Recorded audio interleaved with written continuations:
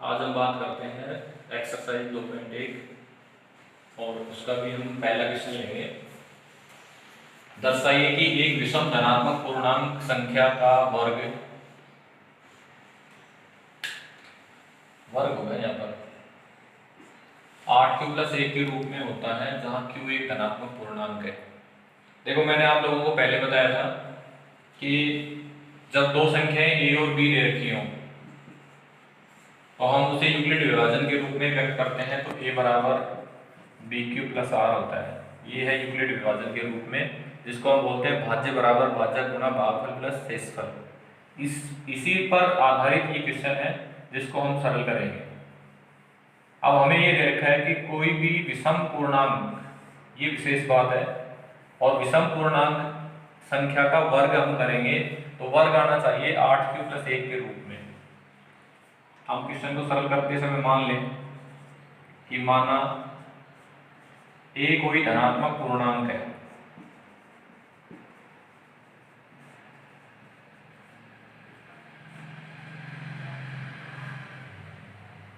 और यदि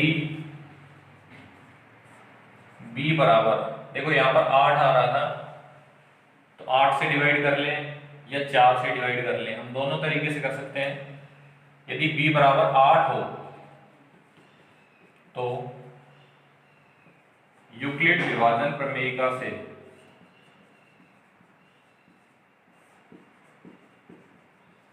जो यूक्लिड विभाजन प्रमेयिका है उससे क्या लिख सकते हैं हम, a बराबर 8q + r। देखो यहाँ हमने q लिखा है यूक्लिड विभाजन से, और क्वेश्चन में भी क्या लिखा हुआ है q, तो हम q ने मानकर इसको मान लेंगे m। हम लिख सकते हैं 8m + r। अब यहाँ देखिए b का जो मान है वो हो गया 8, और यूक्लिड विभाजन में हमने पढ़ा था कि a बराबर bq + r हो, जहाँ b की जो वैल्यू है, r की जो वैल्यू है वो 0 से बड़ी या उसके बराबर, लेकिन किससे छोटी होनी चाहिए, b से छोटी होनी चाहिए। यहाँ b की वैल्यू कितनी आ गई, 8, और r का जो मान है वो इससे छोटा होना चाहिए, तो हम लिख सकते हैं r का जो मान है 0 से बड़ा है इसके बराबर, लेकिन किससे छोटा होगा, 8 से। अतः हम ये कह सकते हैं शेषफल क्या हो सकता है, 0, 1, 2, 3, 4, 5, 6, 7। 7 से बड़ा नहीं होगा, क्योंकि 7 से बड़ा 8 होगा, और 8 हो गया तो b के बराबर हो जाएगा। तो शेषफल क्या हो सकता है, 0 हो सकता है, 1 हो सकता है, 2, 3, 4, 5, 6, 7 हो सकता है। जब इसको हम r लिखेंगे शेषफल को, जब r बराबर 0 हो तो a बराबर, यहाँ रखें 8m + 0, या ऐसे लिख सकते हैं a बराबर 8m। जब r बराबर 1 हो तो a बराबर 8m + 1। r बराबर 2 होगा तो इसी प्रकार हम लिखेंगे a बराबर 8m + 2। r बराबर 3 हो, a बराबर आएगा 8m + 3। r बराबर 4 हो, a बराबर 8m + 4। ये मैंने m एक जो b है, b का मान या 8 लिया है, तो हमें 8 को लिखना पड़ेगा 7 तक। अगर b का मान हम 4 लेंगे यहाँ पर, तो आप 0, 1, 2, 3, 4 लिखेंगे, 3 तक लिखेंगे। r बराबर 5 हो तो a बराबर आएगा 8m + 5।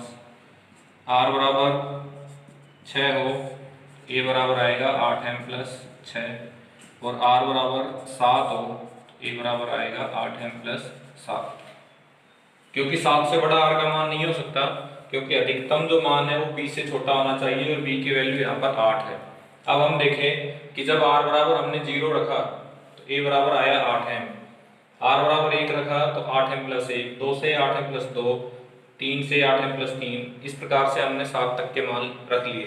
अब यहाँ देखो इनका जो शेषफल बचा हुआ है यहाँ, या जो r का मान है, या 1 है, या 3 है, या 5 है, या 7 है। हम मान लें कि a बराबर 8q, हम लिखेंगे यहाँ यदि a बराबर 8m 8m + 2 8m plus 4 8m plus 6 संपूर्णांक है ये।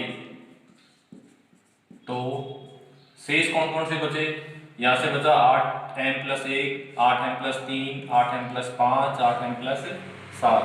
तो a बराबर 8m plus 1 8m plus 3 8m plus 5 8m plus 7 विषम पूर्णांक होंगे।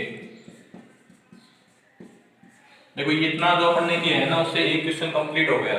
ये वाला क्वेश्चन अभी पूरा नहीं हुआ है, लेकिन कई बार क्वेश्चन में पूछा जाता है कि दर्शाइए कि एक विषम पूर्णांक 8q प्लस 1 के रूप में होता है। तो यहाँ से हम दर्शा सकते हैं कि a बराबर 8m माना था अपन ने, q मान सकते हैं उसकी जगह 8m प्लस 1 के रूप में हो गया।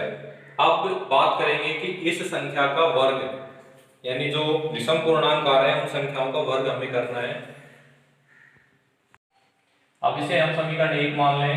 ये 2 3 4 5 6 7 और 8 हमें विषम पूर्णांक ज्ञात करना है। तो समीकरण 1 सम है, समीकरण 3 भी सम है, 5 सम है, 7 नंबर वाली भी सम है। लेकिन समीकरण 1 कैसा है, 2 कैसा है, विषम। तो हम लिखेंगे समीकरण 2 का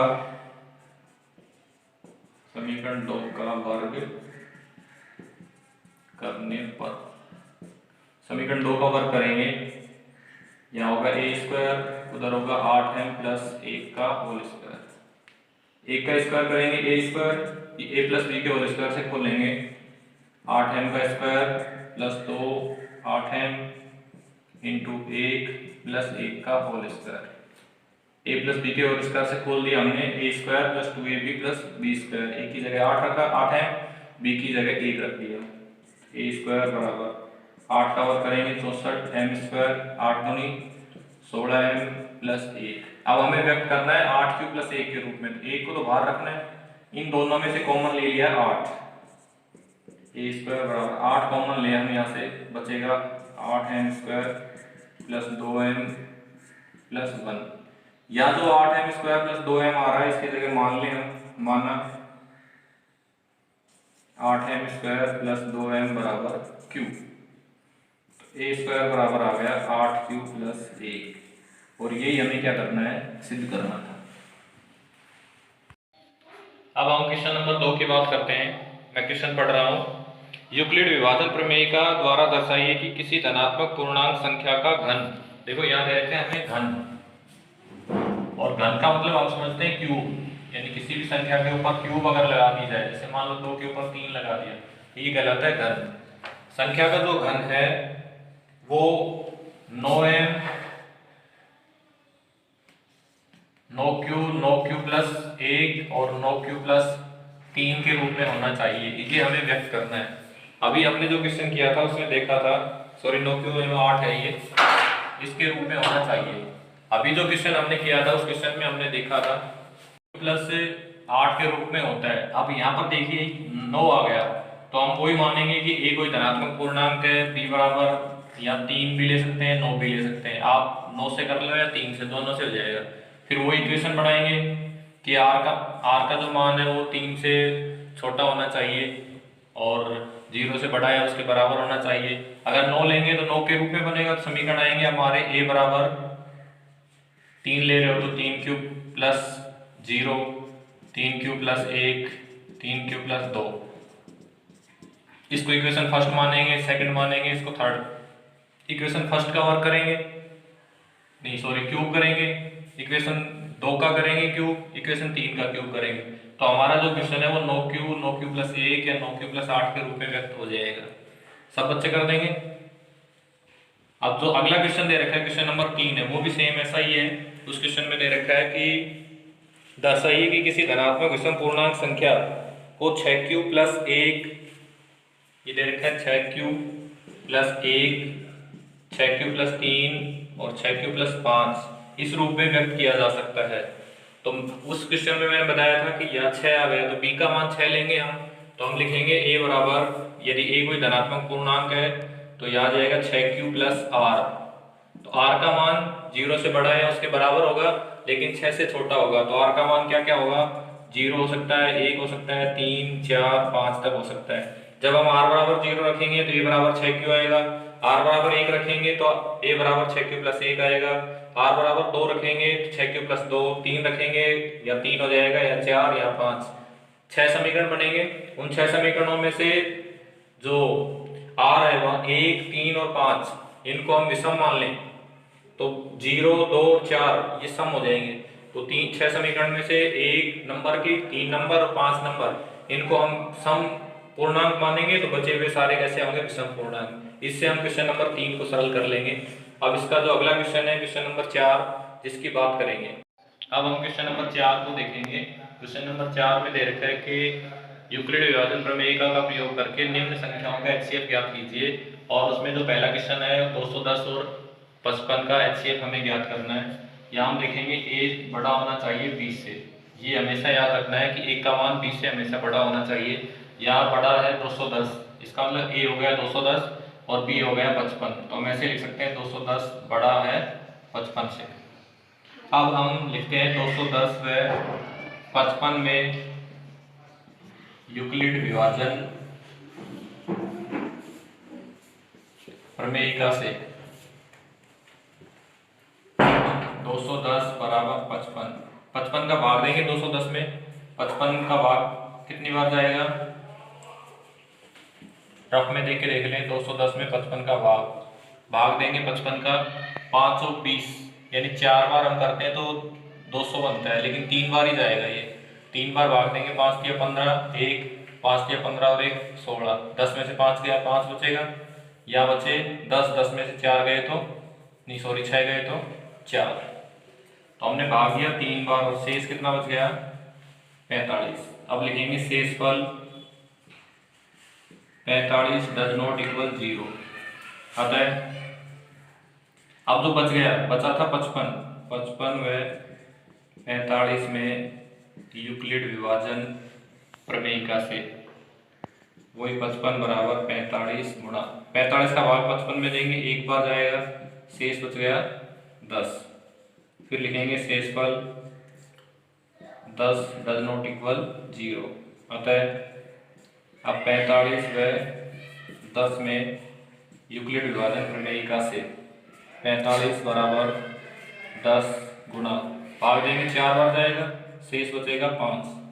फिर लिखेंगे शेषफल 5 डज नॉट इक्वल 0, अतः अब ध्यान दो किस किस में, 10 में व 5 में यूक्लिड विभाजन प्रमेयिका से 10 बराबर 5 गुणा 2 प्लस 0। एक बात ध्यान रखेंगे अभी इसको करते समय कि जब शेषफल 0 आ जाए तब हमारा क्वेश्चन खत्म होगा। हम नीचे लिख देंगे कि शेषफल बराबर 0, अतः 210 व 55 का HCF। अब यहाँ ध्यान दें हम किसका भाग देने से शेषफल 0 आया था, 5 का भाग देने से, तो इसका शेषफल 5 होगा। इस प्रकार से हम कोई भी दो संख्याएं दे रखी है उन दोनों का